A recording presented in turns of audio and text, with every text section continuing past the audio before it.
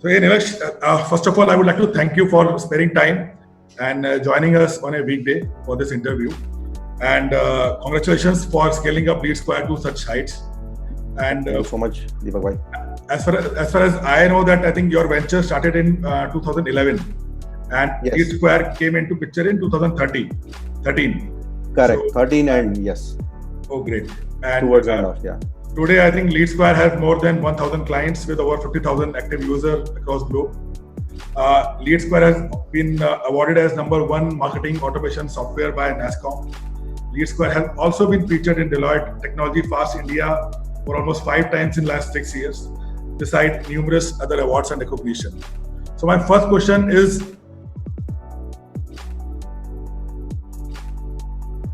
Yeah, first of all, thank you so much, Deepak bhai, for having me on this session. Really appreciate it. Just one correction in what you said. So we have more than 100,000 users. So sorry, the okay, data point has changed. Maybe there is something on the web we would have to make changes to. okay, But I'm glad I'm here with you today. And the story of Lead Squared. So I'll sort of take a few minute time and take you in the absolutely, history a bit. So my current co-founder colleagues in Lead Squared, all three of us started a company in 2003 called Proteans. And before that, we got together, through various, friends, and while we were working together in certain companies, right? And so that was the reason we got together, first of all, as a team. And then we built that business. It was a software product outsourcing business, which was bought by Symphony Teleca, which is now part of Samsung in 2010. And post that, if you're an entrepreneur in a services business, right, there is always this itch sometimes to build a product, and and that sort of a thinking comes in. So when we started the new business, the idea was to build intellectual property, build technology, and SaaS was coming like a new age, new area of interest, and also a great way to deliver software and service to the customer. So we thought, so we started with some ideas, few ideas we tested with, and we then zeroed in on to the concept of Lead Squared. And we started building that in 13. And I think that's what sort of, so we experimented with few ideas and figured, look, marketing and sales space is really the space where lots of action is there. And also it aligned to our our the way we were, so we all sort of salespeople internally in the minds. All three of us are like that. So that's how we sort of came in and started evolving and putting that together. So kind of that's the background basically.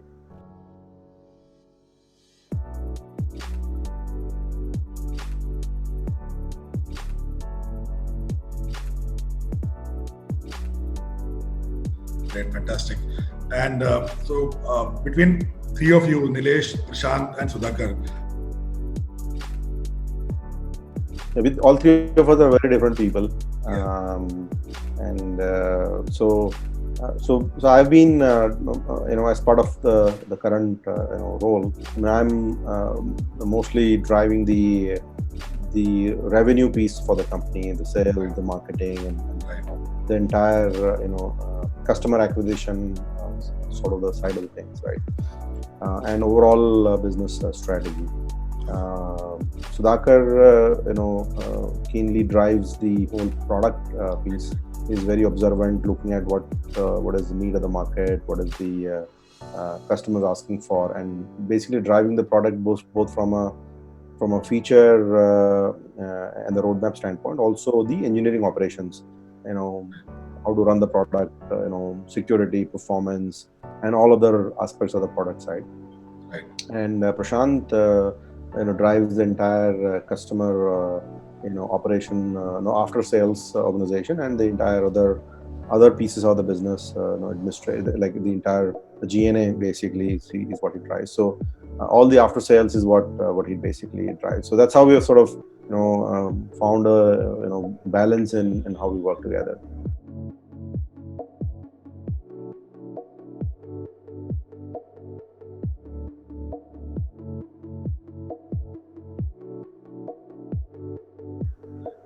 great.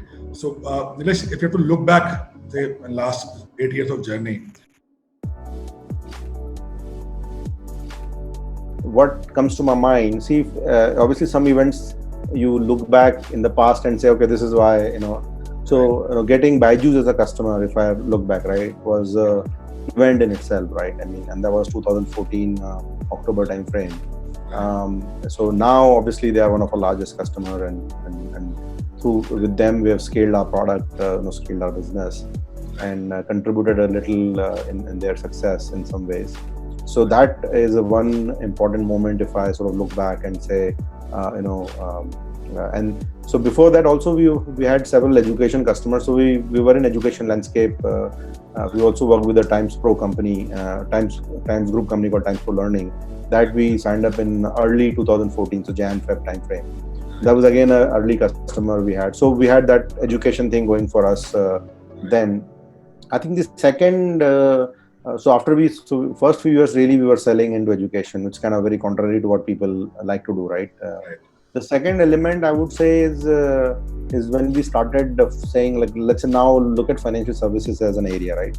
And so we signed up one of the insurance companies as a customer, Bharti AXA General Insurance, in 16, and that led us to the journey of making our product ready for regulatory environment. Meaning, if you sell into BFSI, there are I won't say hazard, but there'll be at least several dozen checkpoints you have to go through from security, regulatory. Exactly. So that process started. So then the product got better on those lines, right? I mean, because the feedback started coming in. Right. Third milestone which we hit was the whole design of our automation feature. And I'm not sure if you have looked at that feature personally, but I think it's a rock solid, one of the unbeatable, I would say, unmatched, piece of software which our team has created. A phenomenal, piece, and that actually drove, a lot of new sales. Meaning, people looked at that and said, "Look, this is what I actually need when I drive my sales process."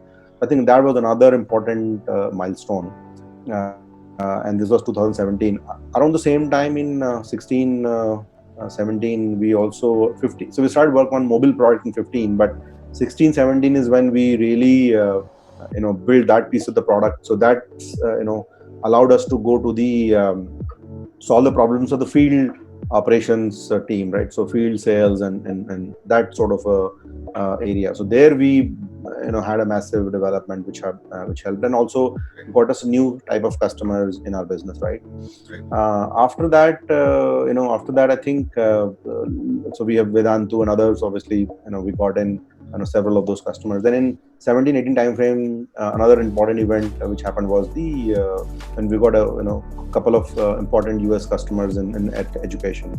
That again was another. It led to then several initiatives which helped us build our business in US. So I think if I look back, and then more is happening right now. But if I look at the key growth pieces and the key elements which shape the business, I think this would be what I would say would be the key ones.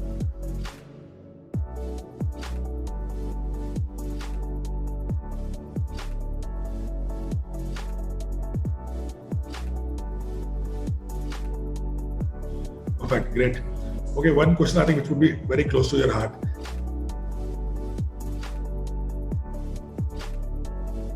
I did not have that,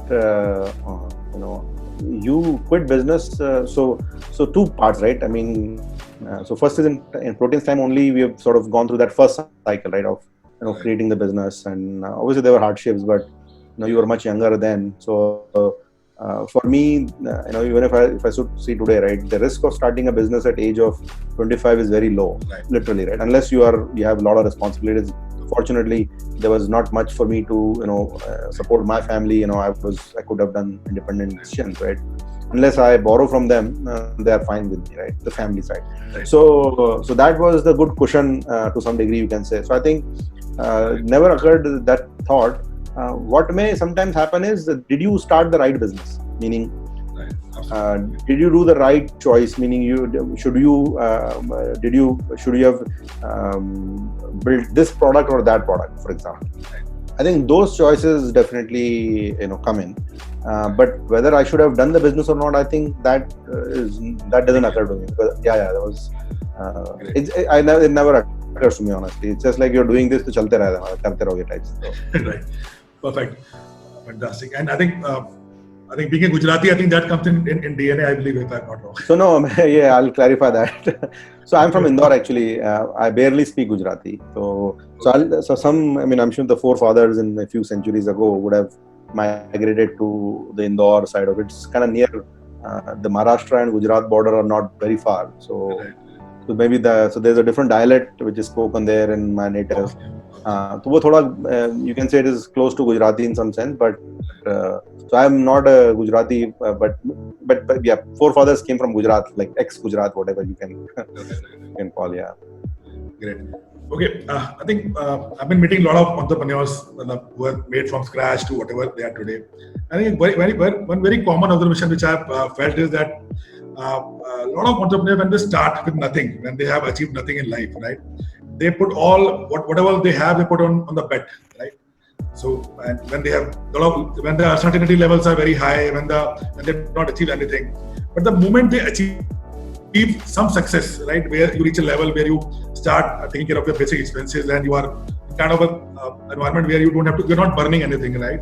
I think that time I've seen a lot of people becoming very conservative in their approach, and their risk-taking appetite reduces, right? Is it I'm not able to figure out what are the reason behind it, and do you have? It's opposite for me, actually. So my father is a farmer, right? And he still lives in a village, and we were sent to study in Indore, which is a city. Now it's a much bigger city than then. So there, we basically were not spending a lot of money, basically. Right? That's how we grew. Right. So spending a lot of money was never part of the architecture, the fundamental brain architecture or the thinking architecture, I would say. Right. Later on, and that actually I carried forward in business. In fact, if I have to say, lack of spending money at the right times actually I would have lost opportunities because of that. Because you're conservative, you think, right, if I spend money, I may lose money, right? So I think an opposite should have happened. I should have spent more money in business than I think. But progressively over last 20 years, I've learned taking more risks. Right. Do earlier. So I think I'm far more less conservative now than I was earlier. So I think to that degree, I'm less conservative now versus what I was like maybe 10-15 years ago.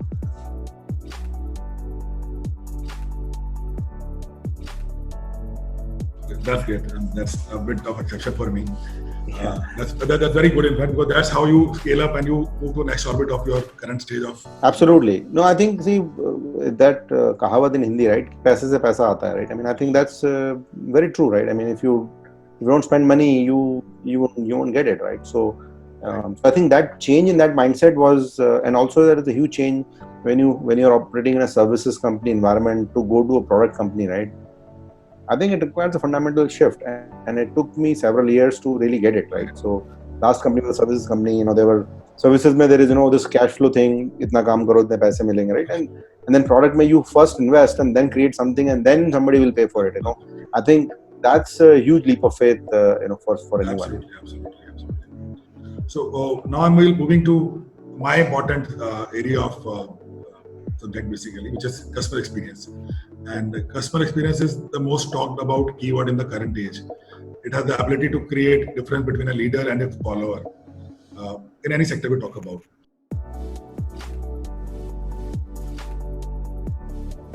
See, I think customer experience is central to the success of the business, right? I mean, if somebody thinks of customer experience first, right, and then create the business or the process or whatever they are doing, it will be the business will be centered around the customer, and that will always be important. So if you don't, so ultimately so customer experience is important, but whatever you're selling has to also be there, right? Meaning so customer experience will be a given now, meaning if you don't have good customer experience, then people will go away and buy from someone else for that matter. So customer experience is central, and it is assumed that you should have that. Other than that, people will not be buying from basically. So it's a central piece of central architecture of how you design the business, and you got to think in that fashion. So absolutely.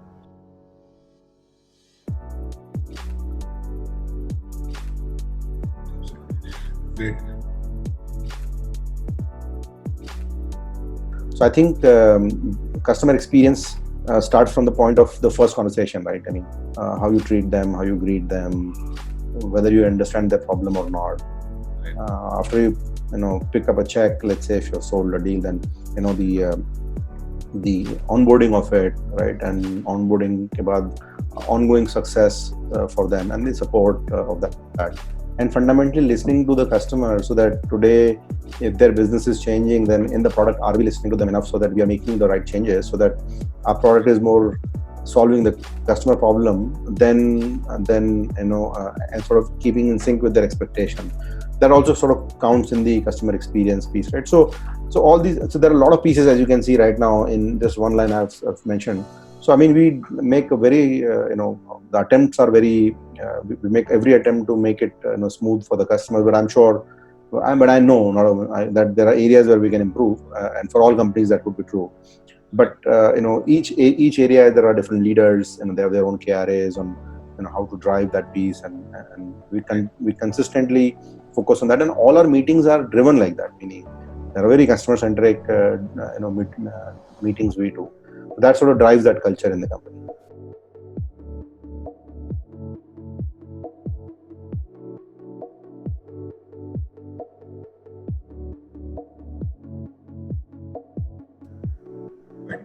And I think one other challenge which I see that despite having a very focused customer experience strategy in any brand, moment you grow up, like moment your team size grows up, right? Obviously you need to delegate a lot of tasks to your teams, right? And that level of delegation goes to 2 level, 3 level, 4 level down also. And at some point of time, the person who is actually facing the customer, right? He is focused on the transaction, because his KPI is to obviously give a particular output which is financial and monetary in nature, right? And he has a cake into that, right? His eyes are very limited to that particular piece of transaction, right? And sometimes that there's a central thought process, right, of how to, what kind of experience the customer need to be given, and how that process need to be downloaded. That's take a back seat. Yeah, I think fundamentally you need to have right leaders and managers in place, and I think that's one of the important pieces. So delivering a highest quality customer experience will require a certain degree of automation, right? Where you automate certain elements of the process. So that is one bucket of piece one need to do, right? So you cover the basics of customer experience, right? So that is one. So let's say somebody is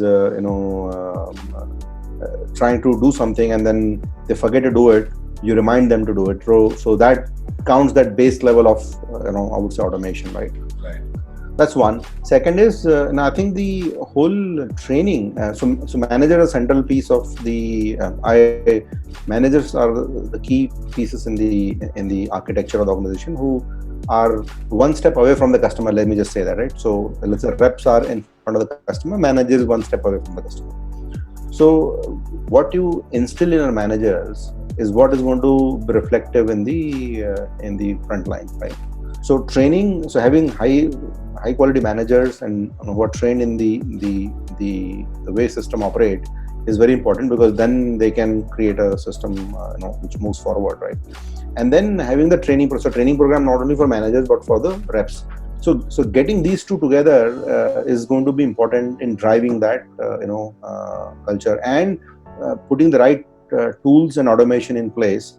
And I'm not trying to simplify this thing, because And I'm sure there are many other pieces we can do, because customer experience is not just manager, employee, and tools, right? I mean, the customer goes through different journeys, but there'll be different managers when they go through different journeys in their life cycle with the business, right? So each piece is important. So, for example, I mean, as simple as sending an invoice to a customer, right, when they've already paid, right? I mean, very simple, right? Now, that piece can potentially be automated. So you need certain systems where the transaction is getting logged and the customer is not getting bothered by that silly invoice which they've already paid, right? So that also. So, but who's going to look into these minor things will be the managers, right? Somebody who is observant that, look, this should not happen again. If it is happening, I'm going to fix it, right? So I think they are the key sort of drivers of these business, and getting them trained into the culture, architecture of how you want to deal with your customers will be super important, which is what sort of drives in the reps on the front line as well. So that I don't know if maybe it's too simplistic, but this is how I'm sort of thinking of it, and how I operate basically. Fantastic. And do you think that customer experience can be measured? And do you use any tool or any process whereby you monitor and measure your customer experience happening around your product? So on the product side, there are some tools we use for NPS is for the product piece, but I think that's I would call it as the user side of because see, there are multiple constituents on the customer side also, right? So there'll be users who are users of the software, right?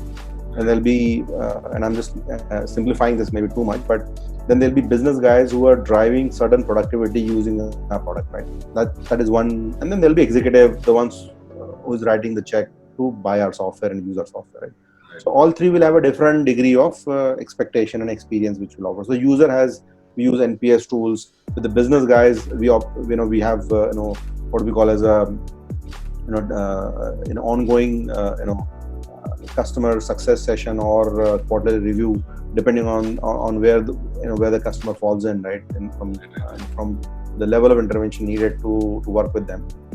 And finally, at an executive level, so one of us founding team members or one of our senior team members would be involved with our customer side on the other side, so basically so that we have the right feedback going in at each level, so I think that sort of combines, if I may say. So the next two we use, so in one category we use NPS kind of tools. Then we have tools specifically for customer success, where we look at the overall health score of the customer, how they're using the software, and are they able to drive the efficiency they want. And now we are sort of doing more on the efficiency side, sales efficiency. We're basically doing things like, look, if your sales efficiency is so and so, first we record it and then say how can we improve that, right? So it is not a question. A lot of you see in customer success organization, the major focus of all these, most of these guys, is to make people use the software. I am of a view that using is not the end in itself.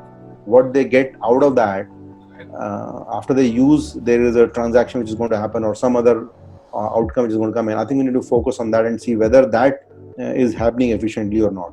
So we are going to that next step. At least we have started to try that, which will basically then the customer will realize, okay, look, if I use this, this is the efficiency gain I have, because then it is in dollars and cents you can possibly write those. So I think these are 3-4 things we're sort of doing from a tools and process perspective.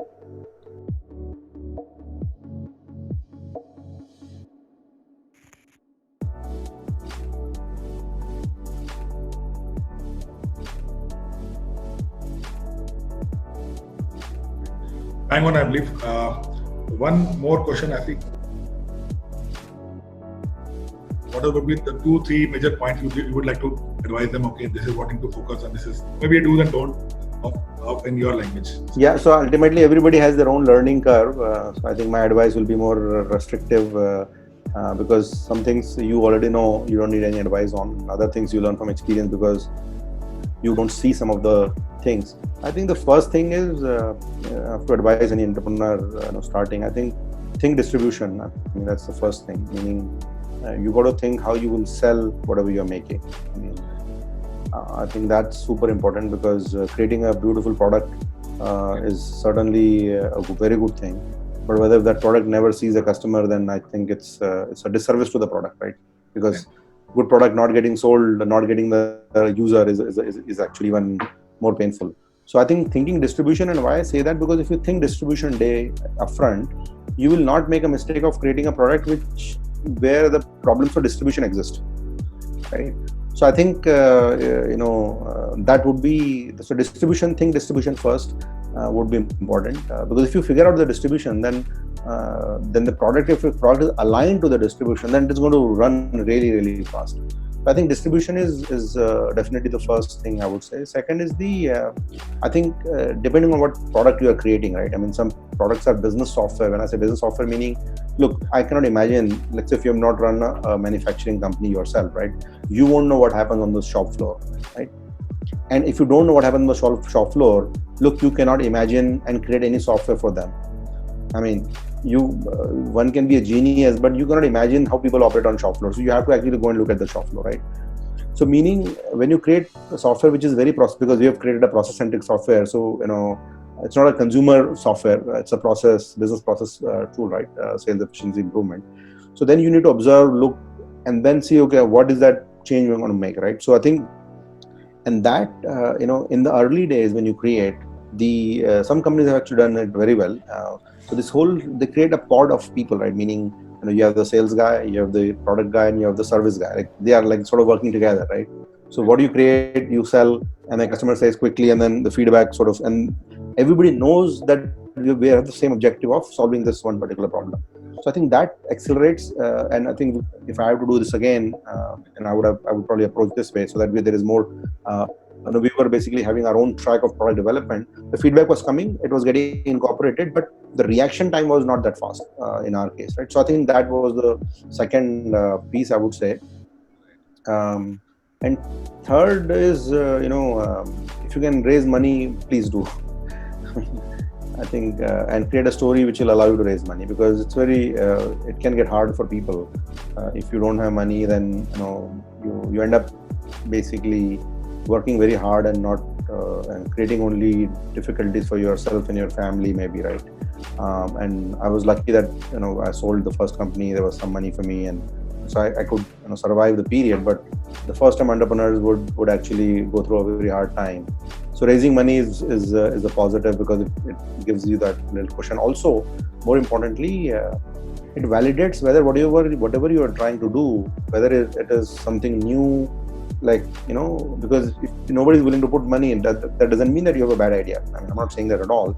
I'm just saying that it gets easier, right? If people align with your concept and you raise money. I think these three probably I would suggest. And maybe some people are very good at storytelling, so they don't need this advice actually. I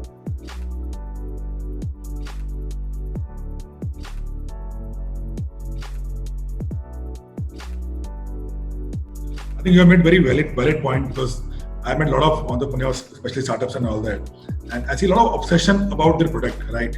Which gives a very scary feeling, because when you go into market, right, and you get hammered, black and blue, and then you come back, and if you're not flexible enough to capture all those information and then again go back, I think somewhere you will fail, right? Somewhere you will say, okay, I have a unique product, market is not ready for me. I've seen a lot of people saying that also, that my product was ahead of time, or it's too much, people are not ready to accept it, right?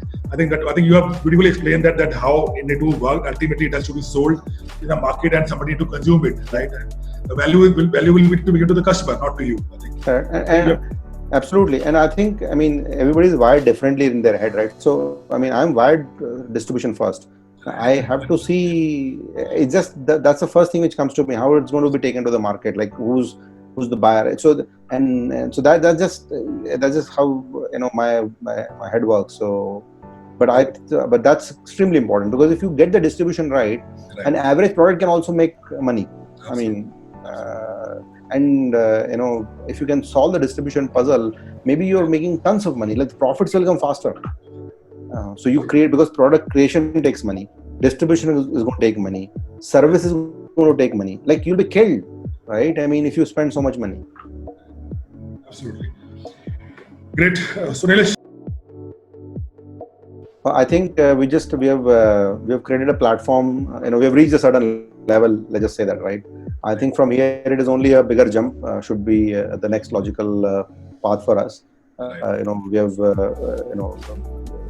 I think a good way to look at if the business is going right is to say that if you are able to attract valued partners and who are willing to work with you, I think is a good measure to say that you have done something which market wants, and there are other people who'd like to join and basically see the value of going to the market together. I think that because now that has started to happen in our business, I see that it's only upward from here, because all the hard work in creating the first set of the market customers and users, and to a point where other third parties see value in working together with us, I think is a great moment for us. And thankful to you as well, as you see us as a potential partner for your business. Absolutely. And I think that's a great validation of the story, and I think from here on it should just move forward, and probably and scale to the logical next heights, right? So absolutely.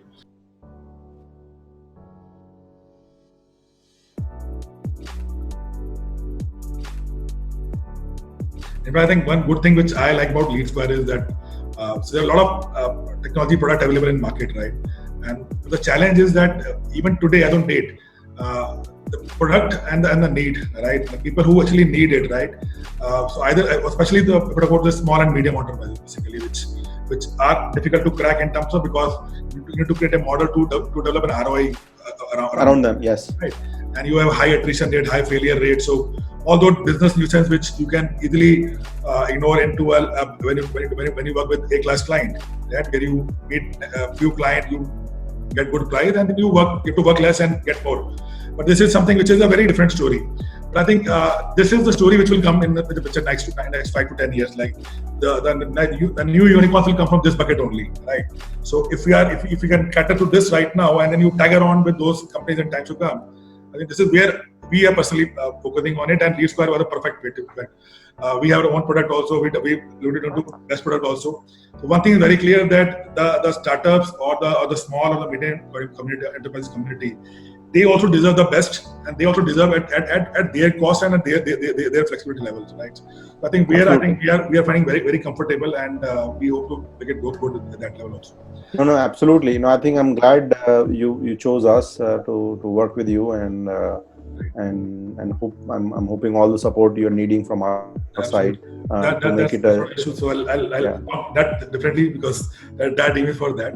One last and very important question for me personally is that I think the moment you have been told about this interview, and I think that book must have been brought in your knowledge that this is a book about. What is that first thing which came into your mind after reading that title of the book? Well, I think it's a very this Jugaad obviously reminds people of the classic Indian way to do things with probably lower cost and stuff. And I think Junoon is certainly plays a role in the head of the entrepreneur, right? I mean that drives them to achieve something. I think the Jarurat. Probably people forget what they wanted actually when they started, right? I mean, so I think that I'm not sure, but the other two pieces is sort of comes in together. But I'd like to hear from you as well. What sort of prompted you to? Because this is not what whatever just came to my head after I saw the title. But I would love to hear from you. Yeah. See, everyone has their own version of Junoon, Jarurat, and Jugaad. Like for me, Junoon is basically again passion. And how do I define passion? Because I see a lot of people who say, I have passion for this. But then I ask them, okay, how do you define that it is passion, it is not desire? So I get confused on that. So what I believe is that something which you want, and in lieu of that, in lieu of infinite pain, if you are ready to buy that, right? Then it's passion. Rest all is desire. That I want this, but if the moment there is a but, it's a desire, it's not a passion, right? So that's how I define passion, right? Jarurat is basically not my Jarurat, basically that as an entrepreneur, what product I make, right? How well I understood the need of my consumer. Got it. So that is what I think is as a businessman, you need to understand that you need to have passion, you need to understand the need, right? And Jugaad is basically because we all, like how we survive in India, right? It's a tough, it's not that easy for anyone, right? Who walks in with even the brilliant of idea and with rest of the execution team, right? So you have to see the next day, right? So keep the ball rolling. That's what I believe in that. So Jugaad is a very, I think, undervalued term even today, that later on you can patent it and you can actually make royalty out of it. But at that particular day, it's a jugaad, right? Yeah. It is important because that gives you the hope for the next day. Absolutely. Right? That's how you keep the ball rolling, right? Otherwise, you will never be so resourceful that you can do everything in the perfect manner. You have to see the next day, and you have to move to the next day. So that's what. Absolutely. No. I think now I get the. I think it's perfect. बिल्कुल सही कहा आपने. It is perfectly aligned because you have to have passion. You need to understand need, and you need to be ready to do whatever it takes to sort of whatever hacks you need to do to basically survive and grow. So absolutely नहीं बढ़िया है, बहुत बढ़िया है ये. Now I sort of Jarurat, I was not able to, because see, what came to my mind was my Jarurat, which was not right. But in the context of business, it is the customer Jarurat, which is what you have pointed. So absolutely, perfect. बढ़िया title है sir ये. Right. So idea basically is that these are the three elements which is required into any entrepreneur to succeed, and the fourth element which people miss is the customer experience, which can actually help you out in terms of either you become a follower into industry, even you're successful, or you become a leader. Yeah. So I think the key differentiator would be the customer experience.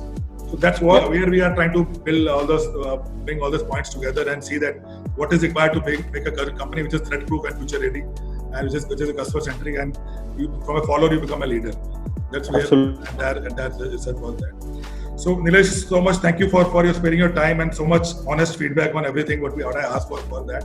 And I wish you all the best. And very soon I'll be coming back to you with whatever we have discussed. I'll try to summarize it up, give it back to you, take your validation on that before it goes to publication.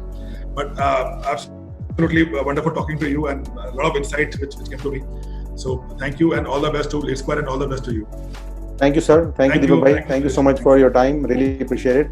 And all the best. This book sells, hundreds of thousands of copies, and I'll help you. I'll help in whatever way I can. Sure. Thanks. Thank you, and thanks for being a partner. Thank you. Thanks.